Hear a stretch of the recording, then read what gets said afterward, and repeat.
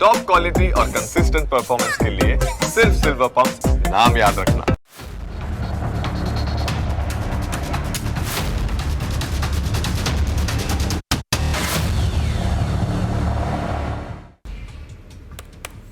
નમસ્કાર, હું Janak Dave. Fools of news analysis પ્રોગ્રામમાં આપનું સ્વાગત છે.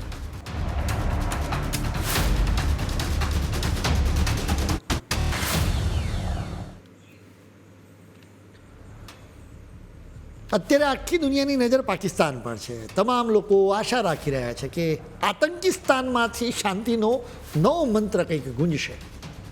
2 અઠવાડિયાના યુદ્ધ વિરામની ઘોષણા પછી ઈરાન અને અમેરિકાના પ્રતિનિધિઓ ત્યાં પહોંચ્યા છે, જેની સાથે શાંતિ મંત્રણાની શરૂઆત થઈ ચૂકી છે. અમેરિકાના ઉપરાષ્ટ્રપતિ JD વેન્સ પણ ઇસ્લામાબાદ પધાર્યા. આ આખા મામલામાં જે તસવીર ઉભરીને સામે આવી છે ને, તે લોકશાહીના ચહેરા પર પડેલી કરચલીઓ જેવી છે. તમે વિચારતા હશો કે મહેમાનનું સ્વાગત કરવા તો PM શાહબાઝ શરીફ ગયા હશે, પણ એમ નથી થયું. અહીં તો પાકિસ્તાનની આર્મીના બોસ અસીમ મુનીર પોતે જઈને ઊભા રહી ગયા. મુનીરે બતાવી દીધું કે પાકિસ્તાનમાં ખરી સત્તા કોની પાસે છે. આ માત્ર સ્વાગત નહોતું, આ સત્તાનું પ્રદર્શન હતું. સૌથી રસપ્રદ વાત તો મુનીરના કપડાં છે. જ્યારે ઈરાનનું પ્રતિનિધિ મંડળ આવ્યું ને, ત્યારે મુનીર સાહેબ મેદાને જંગ હોય ને એમ લશ્કરી ગણવેશમાં દેખાયા. ઈરાનના પ્રતિનિધિ મંડળમાં 71 સભ્યો છે, જેમાં સંસદના સ્પીકર મોહમ્મદ ગાલિબાફ અને વિદેશ મંત્રી અબ્બાસ અરાગચી સામેલ છે. જેના કલાકો પછી જ્યારે નૂરખાન બેઝ પર અમેરિકાનું વિમાન ઉતર્યું, ત્યારે એ જ મુનીર એકદમ ટીપ-ટોપ શૂટબૂટમાં સજ્જ થઈને આવી ગયા. સવારે સૈનિક અને સાંજે સિવિલિયન. તેઓ અહીં વાંસને આવકારવા માટે પહોંચ્યા. આ એ જ નૂરખાન એરબેઝ છે જેને ઓપરેશન સિંદૂર વખતે ભારતે ટાર્ગેટ કર્યું હતું. જ્યારે પણ આટલા મોટા લેવલે વાતચીત થતી હોય ત્યારે ડિટેલિંગનો ખૂબ જ ખ્યાલ રાખવામાં આવતો હોય છે. મહાવિલન એવા મુનીરે પણ ખ્યાલ રાખ્યો જ છે. તેમણે પોતાના કપડાથી ઈરાનને અમેરિકાને મેસેજ આપ્યો છે. અમેરિકાના JD વેન્સ સામે સૂટ પહેરીને મુનીર સાહેબે બતાવવા માંગે છે કે તેઓ માત્ર બંદૂક પકડનારા જનરલ નથી, પરંતુ એક રાજનેતા છે. ડોનાલ્ડ ટ્રમ્પ મુનીરને પોતાના ફેવરિટ ફિલ્ડ માર્શલ કહે છે. ટ્રમ્પની આ પસંદગી જ બતાવે છે કે તેમને જનતા દ્વારા ચૂંટાયેલા નેતાઓ કરતાં સત્તાના જોરે શાસન કરનારા જો હુકમીઓ વધારે ગમી રહ્યા છે. મુનીરનો આ સૂટ પહેરવાનો અંદાજ તેમની રાજકીય મહત્વાકાંક્ષાનો એક પુરાવો પણ છે. તેઓ દુનિયાને એ સંદેશ આપી રહ્યા છે કે પાકિસ્તાનમાં PM તો માત્ર નામની જ વ્યક્તિ છે, ખરો શાસક તો તેઓ પોતે જ છે. લોકશાહીના મોહરા હેઠળ ચાલતી આ રમત હવે ખુલ્લેઆમ રમાઈ રહી છે. તો બીજી બાજુ વાત એવી છે કે ટ્રમ્પને શૂટ પહેરનારા લોકો ગમે છે. મુનીર સારી રીતે જાણે છે કે ટ્રમ્પ અમેરિકામાં બેઠા બેઠા જોતા હશે કે વાંસને કેવી રીતે આવકારવામાં આવે છે. એટલે સ્વાભાવિક રીતે એ સમયે મુનીરના કપડાં પર પણ ટ્રમ્પનું ધ્યાન ગયું હોય. હવે વાત કરીએ તો એમણે ઈરાનના પ્રતિનિધિઓને આવકારવા માટે કેમ આર્મીનો કોમ્બેટ યુનિફોર્મ પહેર્યો. ખરેખર તો એ જાણી જોઈને અપાયેલો એક આકરો સંદેશ હતો. મુનીર ઈરાનને બતાવવા માંગતા હતા કે તેઓ એક લશ્કરી તાકાત છે અને તેમની સાથે વાત કરવા માટે બંદૂક જેવી આકરી ભાષા જ વપરાશે.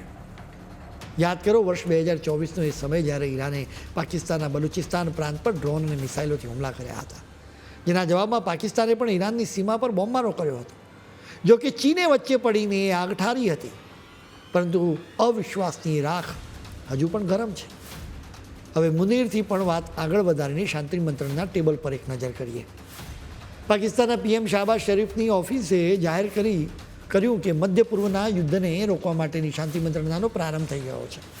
શાહબાઝ શરીફે દુનિયાને એવું બતાવવાની કોશિશ કરી છે કે પાકિસ્તાન આ શાંતિ પ્રક્રિયામાં એક બહુ મોટું યોગદાન આપી રહ્યું છે. આ મંત્રણા પહેલાં ઈરાન તરફથી એક દાવો કરવામાં આવ્યો હતો. ઈરાન તરફથી દાવો કરવામાં આવ્યો હતો કે અમેરિકાએ કતર અને અન્ય વિદેશી બેંકમાં પડેલી ઈરાનની ફ્રીઝ કરેલી સંપત્તિને મુક્ત કરવાની હા પાડી છે. સંપત્તિને ફ્રીઝ કરી દેવી એટલે કાનૂની રીતે સંપત્તિ પર પ્રતિબંધ મૂકી દેવો, જેથી તેના માલિક તેને વેચી, ટ્રાન્સફર કે ઉપયોગ કે અન્ય રીતે કોઈ વ્યવહાર ન કરી શકે. હવે અમેરિકા આ મામલે મોટી છૂટછાટ આપવા તૈયાર હોવાની વાત આવી ત્યારે ઈરાન પણ ખુશ થયું.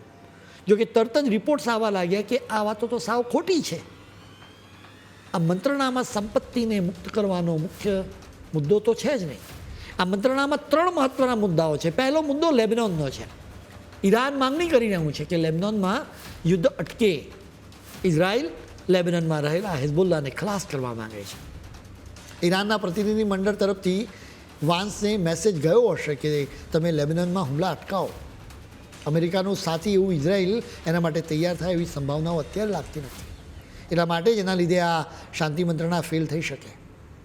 બીજો મહત્ત્વનો મુદ્દો છે હોર્મુઝનો છે. ટ્રમ્પે વારંવાર કહ્યું છે કે ઈરાન હોર્મુઝના દરિયાઈ રૂટને ફરીથી ખોલી નાખે. ટ્રમ્પે બીજી શરત મૂકી છે કે ઈરાન હોર્મુઝના રૂટ પરથી પસાર થતા જહાજો પાસેથી ખંડણી ઉઘરાવવાનું બંધ કરે. હવે ઈરાન અમેરિકાની આ શરત સ્વીકારે એવી સંભાવના બિલકુલ ઓછી છે.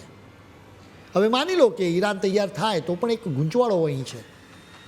ઈરાન અત્યારે હોર્મુઝની સામુદ્રધુની એટલે કે એ દરિયાઈ રસ્તો ખોલી શકે તેમ નથી, કારણ કે તેણે પોતે જ ત્યાં એવી સુરંગો બિછાવી છે જે ગમે ત્યારે જહાજોને ઉડાવી શકે. અને હવે એ સુરંગો મળતી નથી. આ એ જ રસ્તો છે જ્યાંથી દુનિયાનો 20% કાચો તેલ કે ક્રૂડ ઓઇલનો પુરવઠો પસાર થઈ રહ્યો છે. ગયા મહિને જ્યારે અમેરિકા અને ઇઝરાયલે ઈરાન પર એર સ્ટ્રાઇક કરીને ત્યારે ઈરાને ઉશ્કેરાટમાં આવીને નાની નાની બોટો દ્વારા આખા રસ્તામાં માઇન્સ એટલે કે દરિયાઈ સુરંગો પાથરી દીધી. પરંતુ અસલી મુસીબત એ છે કે આ સુરંગો ક્યાં મૂકી છે અને કેવી રીતે મૂકી એનો કોઈ હિસાબ કિતાબ રાખ્યો હોય એવું લાગતું નથી. એટલે આડેધડ સુરંગો ગોઠવી છે. હવે આ રૂટને ખોલવો હોય તો પણ એ જોખમી પરવાર થઈ શકે. હવે સૌથી મોટો સવાલ ઈરાનના પરમાણુ પ્રોગ્રામનો પણ છે. અમેરિકા ઈચ્છે છે કે ઈરાન એની પાસે રહેલો યુરેનિયમનો જથ્થો છે ને એ અમેરિકાને સોંપી દે, પરંતુ ઈરાન એના માટે તૈયાર નથી. હવે યુરેનિયમમાંથી તો બોમ્બ બને છે. દુનિયા જ્યારે શાંતિના ટેબલ સજાવવાની વાતો કરે છે, જો કે ઈરાનને અમેરિકા કે ઇઝરાયલ પર જરાય ભરોસો રહ્યો નથી.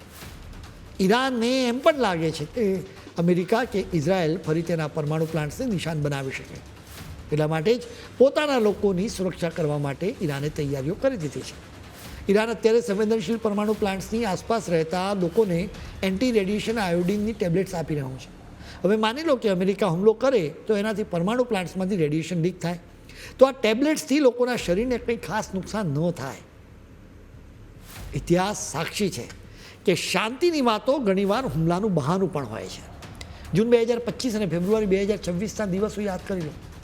એ સમયે પણ મંત્રના ટેબલ સજાવવામાં આવ્યા હતા, પરંતુ પડદા પાછળ ઇઝરાયલ અને અમેરિકાએ ઓચિંતા આજે હુમલાઓનું કાવતરું ઘડી કાઢ્યું. સવાલ એ છે કે શું આ વખતે પણ કંઈ એવું જ થશે? આશંકા તો છે જ. એટલે સ્વીકારવું પડે કે આ વખતે ચિત્ર થોડું અલગ દેખાઈ રહ્યું છે. અમેરિકા અને ઇઝરાયલના મોટા અધિકારીઓ હવે દાવો કરી રહ્યા છે કે તેમનો લશ્કરી હેતુ તો પૂરો થઈ ગયો છે. તેઓ કહી રહ્યા છે કે હવે ઈરાન તરફથી કોઈ મોટું જોખમ નથી, એટલે કદાચ આ વખતે સરપ્રાઇઝ હુમલાની શક્યતા ઓછી જણાય છે. જો કે રાજકારણ અને યુદ્ધમાં જે દેખાય છે ને એ સત્ય હોય જરૂરી પણ નથી. આજે જે કંઈ પણ શાંતિ મંત્રણા થઈ રહી છે એનો જશ ખરેખર તો ચીનને જ જાય છે. ચીને જ આ શાંતિ મંત્રણા માટે ઈરાનને તૈયાર કર્યો.